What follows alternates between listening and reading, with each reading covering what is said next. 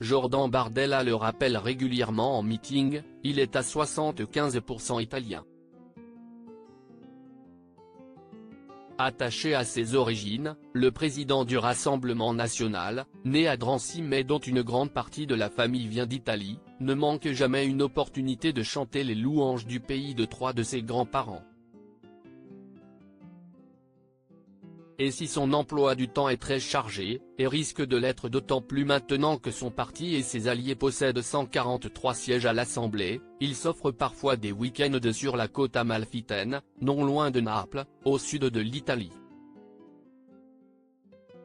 Ces séjours à quelques milliers de kilomètres de son quotidien de parlementaire européen lui rappellent son enfance. Et notamment ses premières révélations culinaires d'enfant, au bar-restaurant de son grand-oncle Alberto, dans la banlieue turinoise, comme il le confiait à Paris Match en 2020. Le Monde a fait savoir dans son enquête revenant sur les traces de sa famille maternelle dans le Piémont, que l'élu de 28 ans avait depuis découvert que l'établissement, autrefois appelé le Europa, avait été racheté et rebaptisé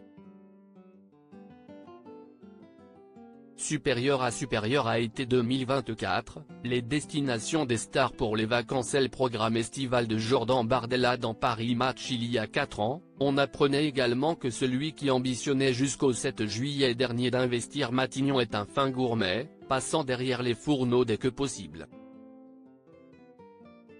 En bon italien, il révélait connaître sur le bout des doigts les recettes du risotto, de l'osso buco, des spaghettis carbonara, ou encore du tiramisu. Et il compte bien profiter de quelques jours de répit cet été, comme l'a récemment dévoilé le journal du dimanche, pour aller se ressourcer dans son deuxième pays de cœur. En cas d'absence de majorité garantissant une gouvernance stable, il s'évadera quelques jours sur la côte amalfitaine, en Italie, note de la rédaction, comme chaque été, pour siroter du lambrusco, histoire de se remettre du rythme éreintant de 2 campagnes enchaînées dans un climat d'une intensité inédite, a fait savoir le média de Geoffroy Lejeune. Là-bas, il compte se consacrer à l'écriture de son livre. Crédit photo, Stéphanie Guiran panoramique.